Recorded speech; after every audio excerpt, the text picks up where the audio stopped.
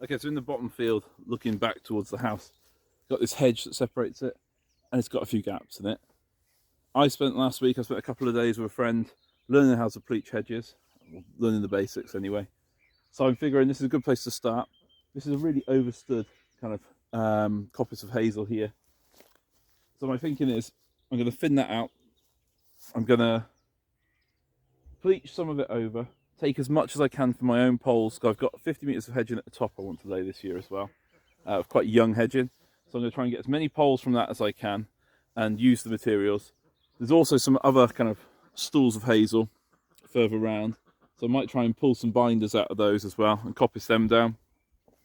And then with the rest of this gap, it's really overshadowed by this willow, and you can see I've taken it right back, this willow, and try and form me a bit of a hedge back here, just because I think it'd be nicer, a bit more secure against the animals into the orchard as well.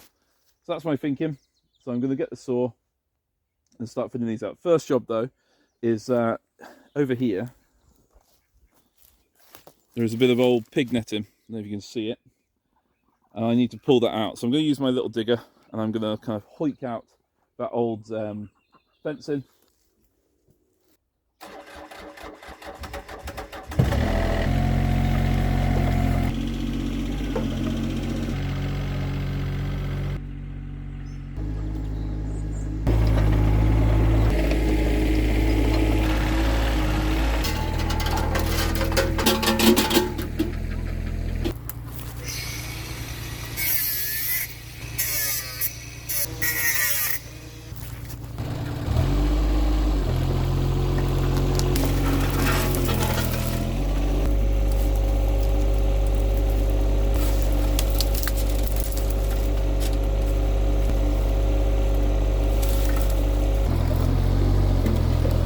Right, so it's a bit of a mess. It's hard to kind of know what to do.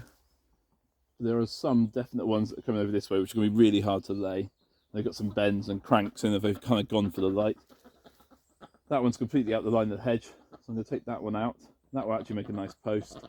There's a bent one there. I'm going to take that out and just start to thin a few of these out before I get too far. Then I could put a post in and then maybe pleach a few of these over, and I can see a bit more then as I go what I've got to kind of leave enough in the hedge, but to pull some material out as well, kind of thin it up a bit. I'm going to cut my posts all about 5 foot long.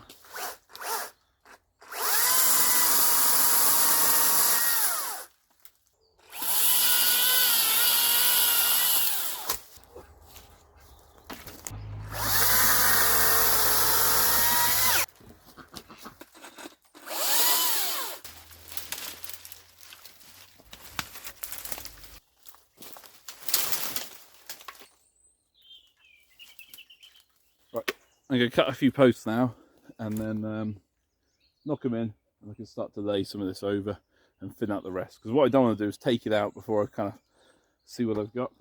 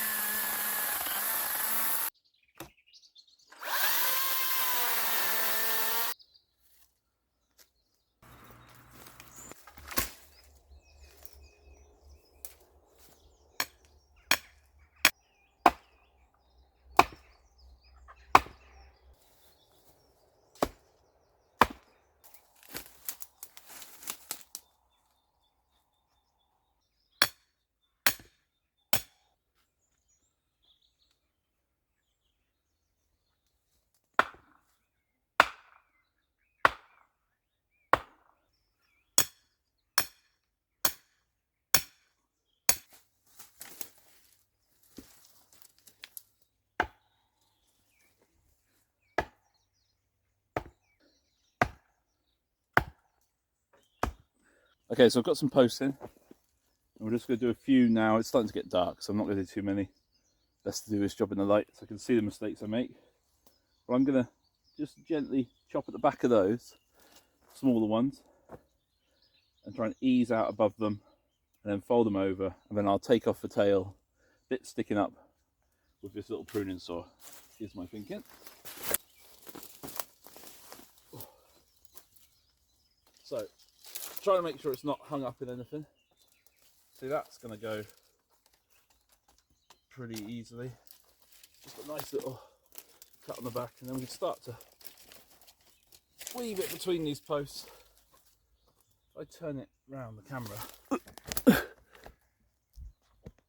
that better. Try again.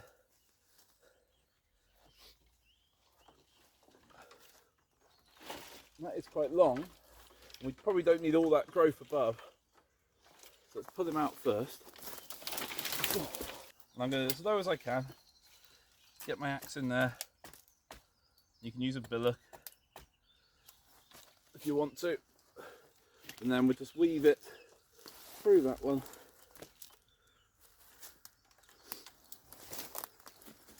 through the next one, and into the old hedge.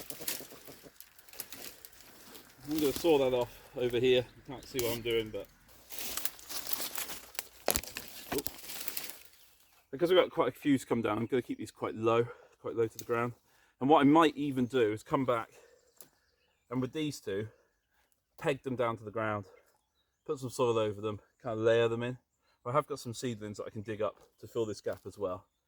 So yeah, the next job, just tidy up. It's going to rot off anyway, best you can. The bit that kind of splits off going upwards when you just use an axe, so that one can come as well now. We'll do the same just with an axe. We're doing some hawthorn in the week, and it definitely doesn't split as easy as this hazel. Now what I'm going to do is just thin this out a bit so it bends a bit more, and you'll feel it start to go. And I'm taking a bit of fat, kind of like the fat out from above. You tell it's quite a sharp axe. I'm going the other way to the way I went with the other ones.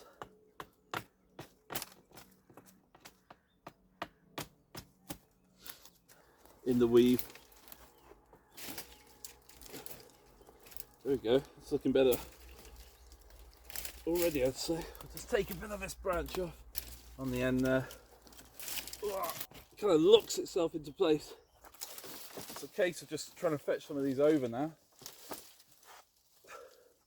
And we're kind of plaiting it, so going opposites when we can, and making it so it all locks in. That's what I was trying to do with my hand. Much easier when using the tool. That's kind of sned up. A pair of loppers is quite handy. Kind of look above you and make sure nothing's kind of caught together.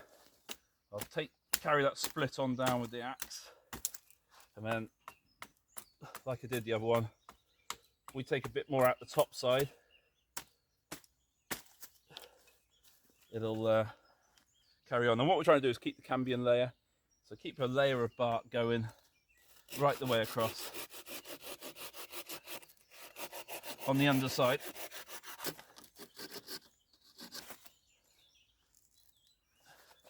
There we go, it's looking nice. As we go, we'll try and keep it tidy, tidy-ish. That's dead. So we'll have that out. Don't want that. We'll tidy that up on that last cut. And we'll tidy the cuts as we go. We'll have to come back to stuff.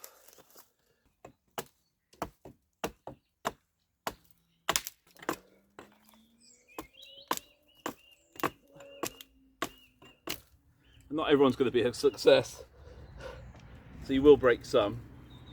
I know I will. You can feel it going. Then what I'm doing is just taking more of this meat out of this bit here, and it just allows it to bend that little bit more. I'm gonna, if I put the axe down there, just carry that split along. There we go. That's nice. That's nice.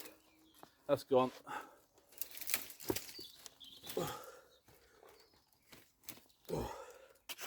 Angle it slightly so the rain runs off it.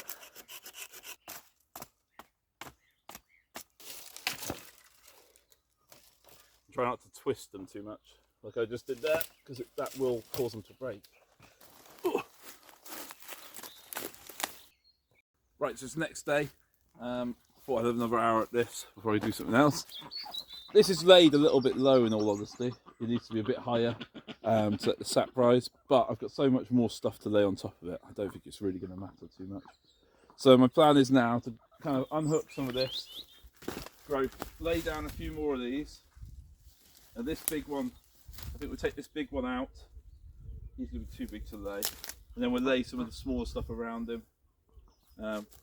That's my thinking at the moment. We'll use the chainsaw a little bit, and the axe and stuff. We'll get moving, get warmed up.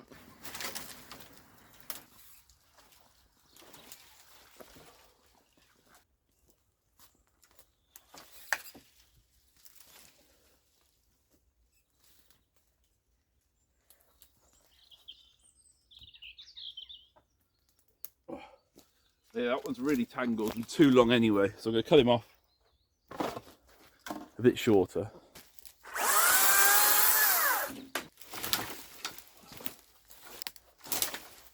I was told to pull brush like downwards out the tree and it'll come up better and less likely to break branches. That's the theory anyway.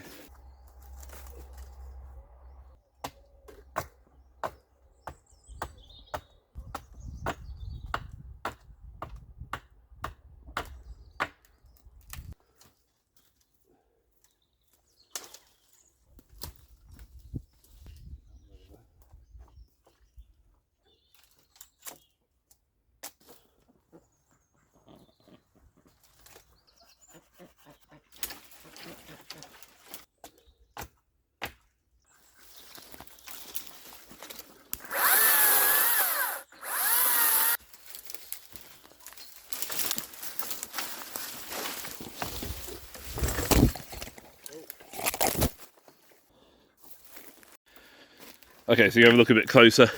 See, I've got some bits to clean up, but this piece is just because I've got so much small stuff, it wasn't really worth keeping in. So I'm going to take this big piece out, a bit of firewood. This one can be laid, and the rest behind it. We'll just work our way along then.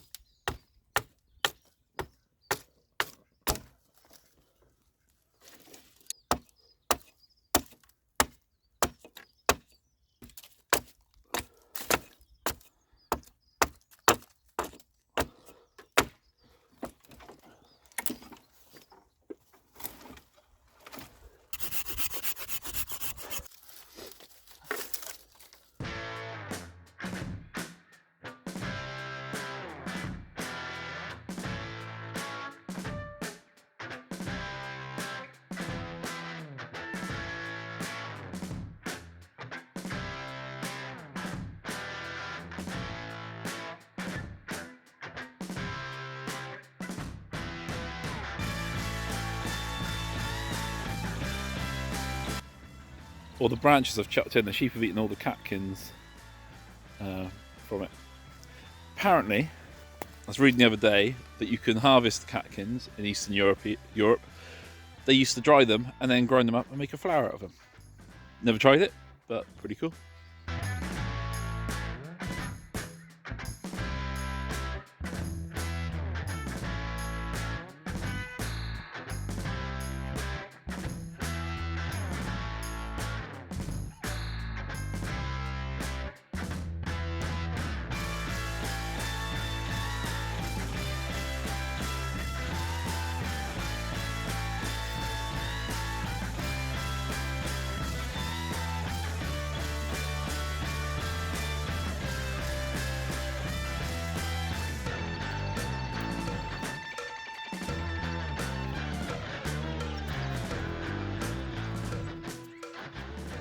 Okay, so that's the first bit of the repair done. It's an incredible amount of wood has come out of this. Part of me thinks maybe I've been better off coppers in it, because actually the stumps are quite high. But let's kit made this bit of a fence, and it does look up onto the garden, so it is quite nice to keep it. And hopefully it'll shoot back really nice now. My binders are a little short, and my top of my fence is a little bit up and down. I think I left too much in the middle there, to be honest with you. But it's a fence repair. I'm not too worried. It's going into the old bit of fence there, the old bit of hedge even there.